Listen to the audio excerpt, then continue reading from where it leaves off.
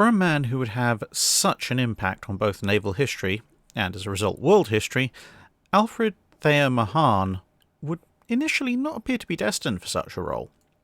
Born in 1840, he did at least determine that he wanted his life to be a military one in general, and a naval one in particular. Entering the US Naval Academy and coming in a creditable second in his class, his first posting in the then small US Navy was to the frigate USS Congress, a more modern and slightly larger successor to the frigate that had taken part in the War of 1812. This would change quite rapidly, though. Since he entered active service in 1859, his early career was overshadowed by the American Civil War, where he served on a number of smaller ships taking part in the blockade, both purpose-built warships and converted merchantmen. Between active sea service and, once the war was over, some time instructing at the academy, he managed to survive the massive cuts to US Navy strength in the late 1860s, seeing active service in command of ships in the 1870s and early 1880s, although it must be said he did prefer shore duty. His skills in command at sea were not particularly remarkable. The only real thing that stood his commands apart from his fellow captains was an unusual propensity to run into things, and so it seemed that his career arc would be summed up as a long-serving but relatively unremarkable officer of the late 19th century US Navy. This would, however, change radically in 1885, when Mahan moved to lecture at the Naval War College, and shortly thereafter became president of the same institution by default, as the existing president was sent out on active sea duty. Here, he formulated his thinking and lectures, melding them with military theories that were in circulation at the time from a number of important military theoreticians, and began to publish a series of books, the two most important of which would be The Influence of Sea Power upon History, 1660 to 1783, published in 1890, and The Influence of Sea Power upon the French Revolution and Empire, 1793 to 1812, in 1892. There would be two other works, The Life of Nelson, the embodiment of sea power, the sea power of Great Britain, which was published in 1897, and Sea Power in Relation to the War of 1812, which was published in 1905. But whilst these latter two reinforce his reputation and position, it would be the first two works that really got traction going on his theories. Whilst the main part of his work focused on the conflicts encapsulated by the classic Age of Sail, he did also look back into ancient history in brief, all the way back to Alexander the Great, and the various major naval conflicts between nations that flowed on from that time period.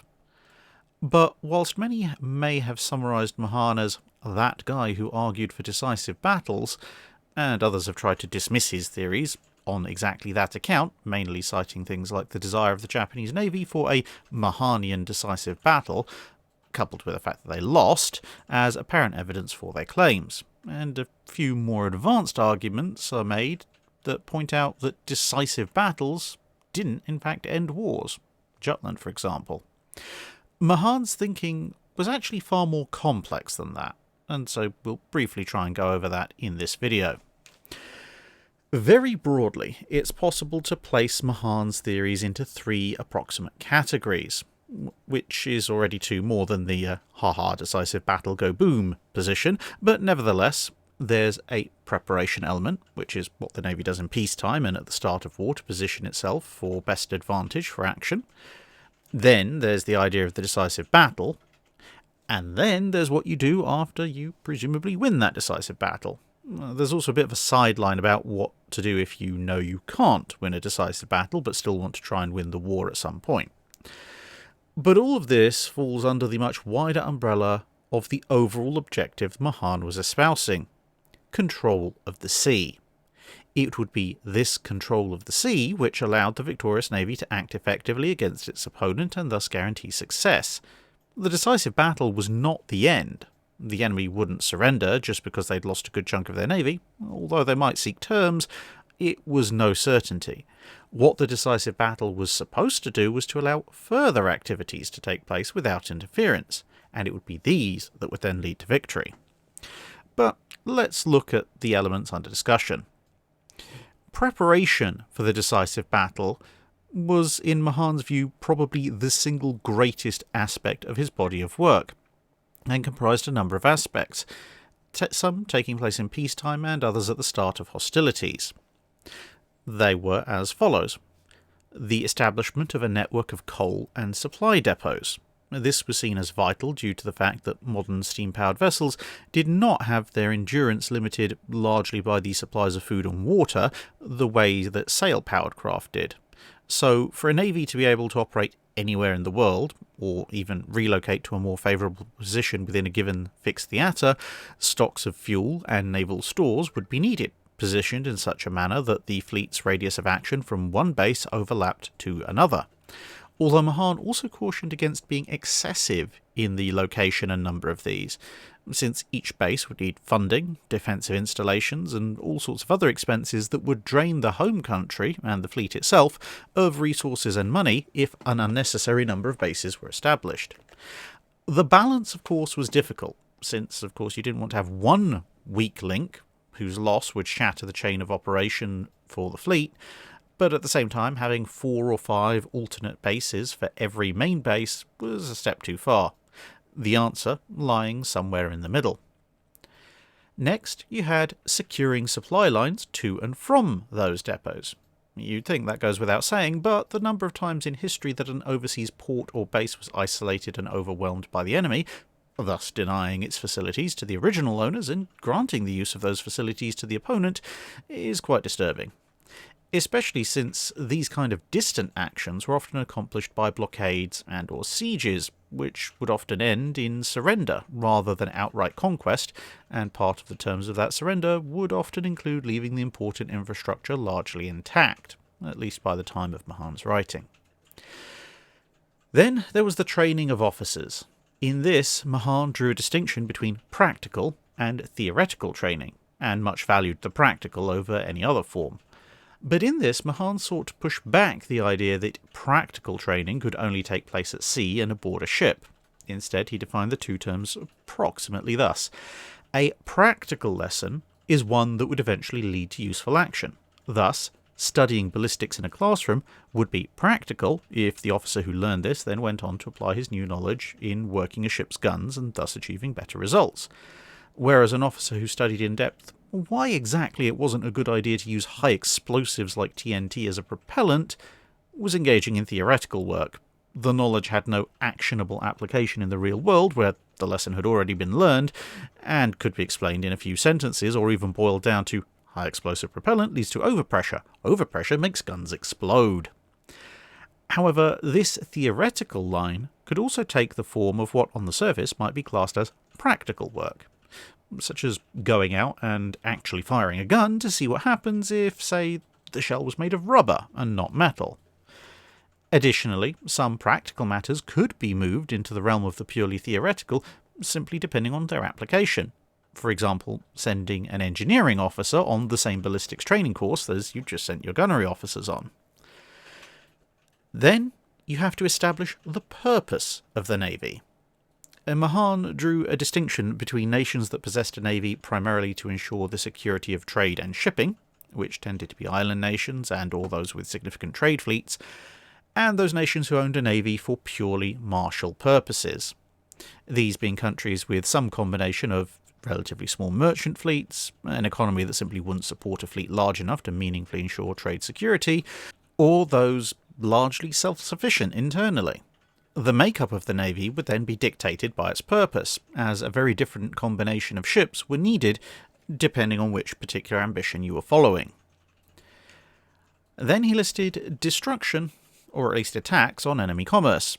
This obviously was a wartime measure. Mahan did not believe that pursuing a solely anti-commerce offensive would bring about victory in and of itself. Bearing in mind he was writing in an era before ocean-going submarines, he maintained that firstly, to raid enemy commerce, you had to decide which was the most efficient way to do so, and this would vary depending on the opponent. In some cases, it might be best to send a cruiser fleet marauding across the globe. In other cases, it might be best to concentrate a force at some global trade hub or hubs and catch enemy shipping as it passed through. In still other cases, such as where the nation in question already had the predominance of force, a blockade might well serve this purpose. Whilst damaging the enemy, the main focus of this activity would be to lure the enemy fleet into coming out to try and stop you, thus leading to the decisive battle. There were also, in Mahan's view, a number of influencing factors which would guide the balance of the above issues on a nation-by-nation basis. Firstly, strategic geography. This related to where on the map a nation might find itself in relation to others. Mahan cited Britain as an example of a nation that enjoyed significant advantages in this regard, as opposed to France or Holland. By being a unified island nation, there was no need to maintain a large standing army for home defence, as the other two nations had to, and Britain sat in the middle of, or in close proximity to, every major trade route between Northern Europe and the rest of the world. Conversely, the other two countries had to maintain larger standing armies and face separate additional challenges. The Netherlands had a Britain-shaped problem, potentially menacing its trade. Whilst France did possess an Atlantic coast, it also had a Mediterranean coast, which meant that its naval forces would be forever split and having to pass through the Gibraltar Straits in order to unify, which would always mean being partially subject to the whims of whoever controlled those waters, which by that point had, for over a century, been Britain. Writing in a time before the Panama Canal, of which idea he was a great advocate, Mahan noticed that this split coastline for home territory would cause either great weakness or great expense for the United States, should it seek to assert significant presence in both the Atlantic and Pacific Oceans. He also noted that Spain and the United Kingdom had both enjoyed an overseas empire and a continuous coastline at points in history, but that different strategies within their navies had resulted by the late 19th century in one empire becoming dominant and the other falling prey to many depredations, including naval ones, not in the least helped by the UK taking Gibraltar, which in later years would put Spain in the same position as France in a naval conflict with the UK. Mahan also noted that Italy, largely protected from land invasion by the Alps, would be in a similar position of advantage as the UK, if not for the fact that immediately outlying islands such as Malta and Corsica, which he described as naturally Italian, were in the hands of foreign powers, which had something of an effect of boxing it in. Applying these lessons to the United States, Mahan pointed out that a good number of ports and access to major rivers meant that the USA would have a strong maritime geographic advantage, providing that a canal was built through Panama to allow the unification of East and West Coast fleets. Then, secondly, physical geography. As distinct from strategic geography, what Mahan called physical conformation related to the nature of the seaboard of any given nation. A coastline that possessed no natural harbours was useless to a maritime nation, except potentially as a means of defence against landings, providing that this coastline was also especially inaccessible. Ideally, you wanted to have plenty of large, deep and navigable harbours, providing of course you could defend them, the raid on the Medway being a good example of failing at the latter. Other examples that he gave were the Mississippi, its mouth being of great commercial advantage to the United States generally, but proving to be a thorn in the side of the Confederate States of America due to the lack of defences when war came. Likewise, earlier in his nation's history, the lack of meaningful defences in the Chesapeake area had resulted in the burning of Washington, D.C. The Dutch were noted as having a bit of a two-edged sword. They had many large harbours with good defences, but they were shallow. This limited their own fleet when it came to trying to build the big ocean-going warships that would later be called first-rates, but at the same time it did provide a degree of passive defence against the assault of other navies, who were predominantly made up of these larger vessels. He also hypothesised that the climate might have something to do with a nation's drive to go to sea. After all, the Dutch were a single dike breach away from living in the sea itself anyway, and the prospect of a sky that wasn't mostly grey would surely lure the British beyond their borders. But if you happen to have a relatively secure life on the Mediterranean coast of France, why would you ever want to go anywhere else? There was also a matter of rivers. Good internal waterways would encourage the products of a nation's inland industries to flow outwards, but a relative lack of them would mean transport was harder, and thus a country would be more prone to developing elements of itself with a degree of isolation between them, and so only a small amount of national effort would ever flow to the coast, and hence to the sea. In this regard, he did advocate railways as a potential replacement for large-scale inland waterway transport, if you happen to be a nation that was not blessed with large amounts of rivers. Thirdly, the type and size of your territory. This subset of the above two geographical issues was, Mahan maintained, incredibly important. This didn't relate to the size of any empire that a country might have, but rather to the nature of the home territory and how that might relate into driving that nation to value the sea in the first place. The measure that he used was the ratio of coastline as compared to overall territory. Thus, absolute land size was actually less relevant than the extent of that nation's coast in proportion. The more of a country that was either coastline or had coastline nearby, the more likely a seafaring tradition was to develop, although that he noted that population proportional to that coastline was also needed, attributing the naval failure of the Confederate States Navy in part to the fact that whilst the CSA had possessed a lot more coastline by ratio than the Union had, their overall population meant that it couldn't be fully guarded, nor could a navy proportionate to the number of harbours and ports that it possessed be maintained. And this factor related in part to his next category, the fourth, the number of people. Whilst absolute population had some say, as per the previous point, he also pointed out that the proportion of people in a given nation associated with seafaring was a major factor. By illustration, he cited that in late 18th century France had a much larger population than the UK did. So in absolute terms, France should have been able to man far more ships than the British, assuming the similar ratio of people on the coast as compared to inland. But because a much larger portion of the British population was associated with the sea, the reality was that the Royal Navy was able to field significantly more vessels than the Marine Nationale. A matter for which, again in the context of the late 18th century, he upbraids the existing US administration for, since for all its size, he pointed out that the US Navy of the time was not even an adequate defence behind which to hide whilst building up further strength, let alone take an offensive. And that brings us on to the next point, number 5, the type of people. Dubbed national character by Mahan, he uses this somewhat 19th century concept to explain the relationship of various nations with their overseas colonies, and thus why some nations have been successful in building and maintaining empires in his time and others have not.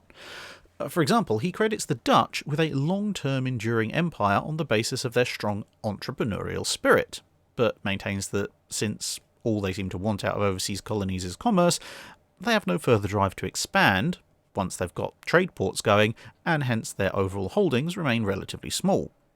The French, he claims, would always rather prefer to be in France, and so have little will to remain overseas, or else they plough all their efforts into making their holdings into clones of France itself.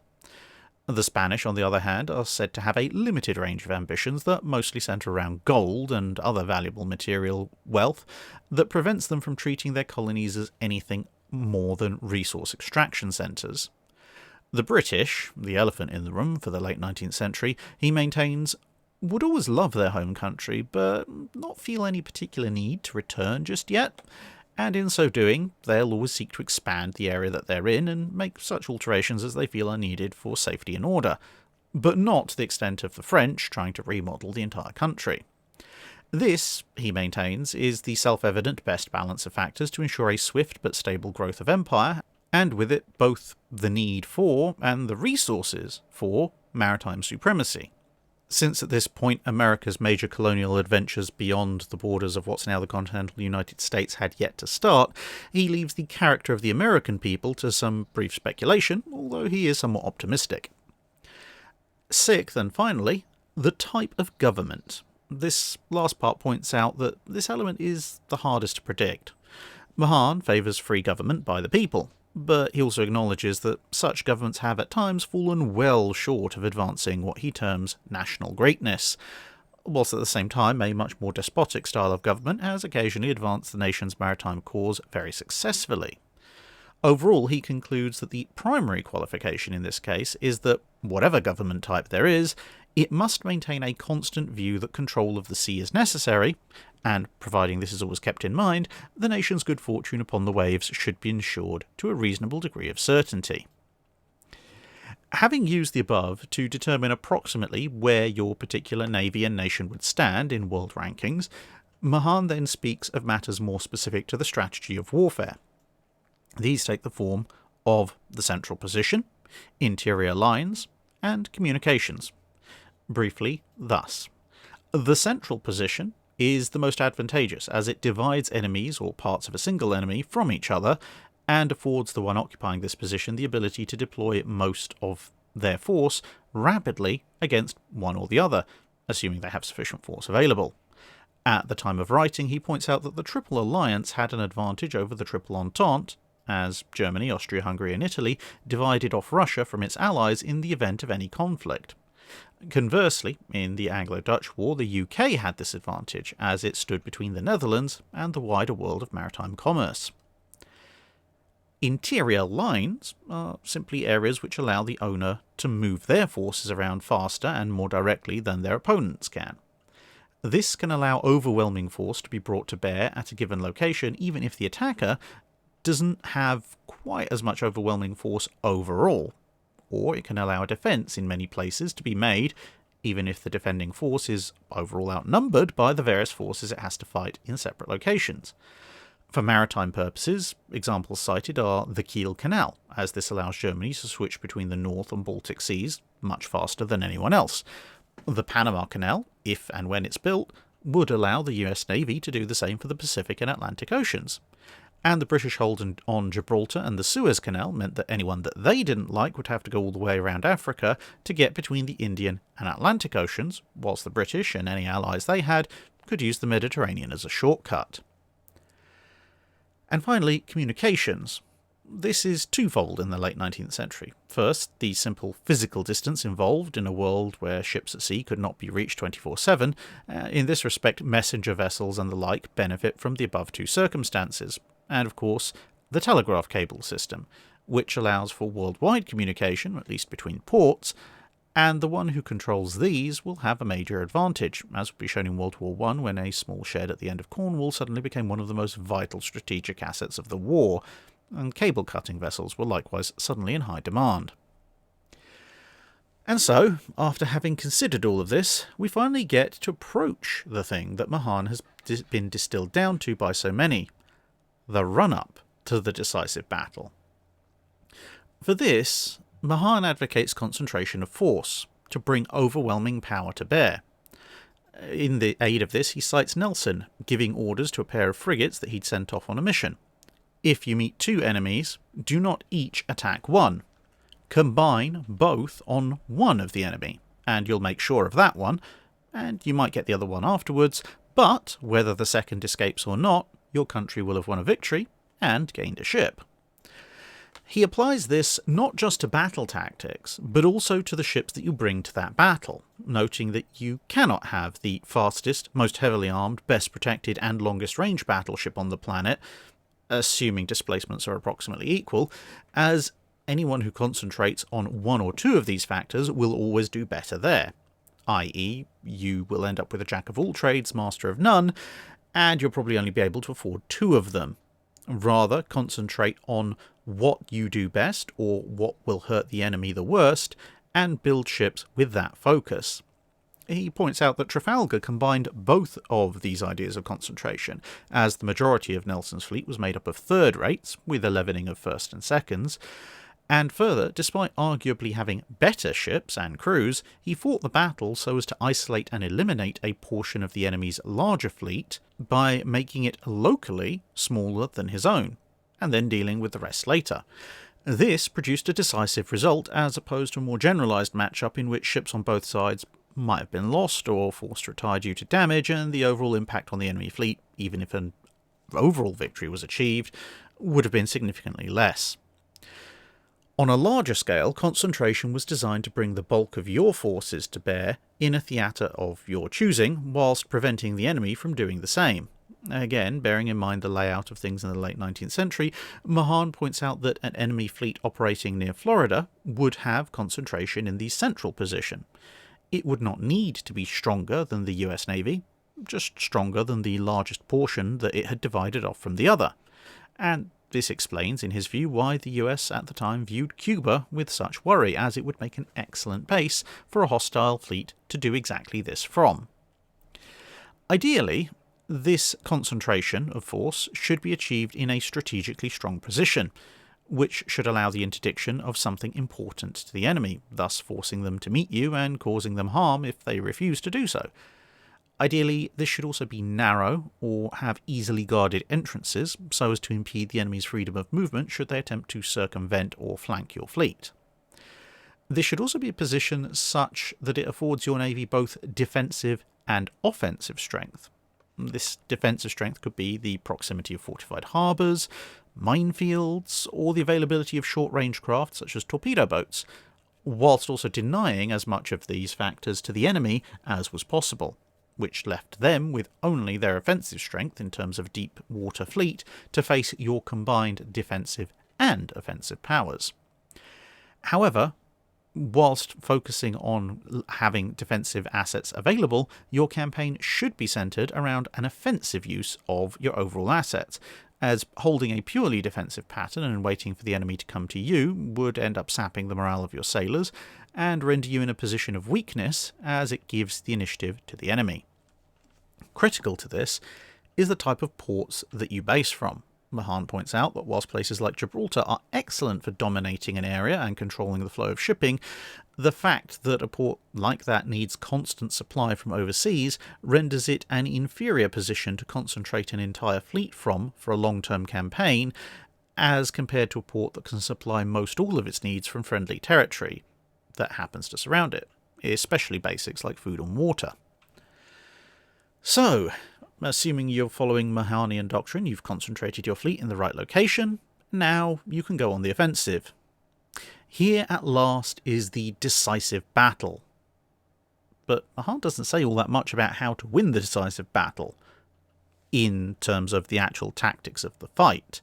He gives plenty of examples of decisive battles that were fought in the past and why they were important, but he leaves the finer details of exactly how to blow your enemy out of the water to the admiral who may be on the scene at the time. But, presuming that you do find the enemy fleet and beat them, Mahan goes further. He states that you must pursue them to finish off any that were left, anything that wasn't utterly destroyed in the decisive battle itself. He points out that there were a number of conflicts where a great battle that might appear to be decisive was fought, but thanks to a lack of successful pursuit, the overall effect on the two sides' numbers was relatively minimal compared to what it could have been, and this allowed the losing side to fall back, regroup, and at times eventually prevail in the war as a whole.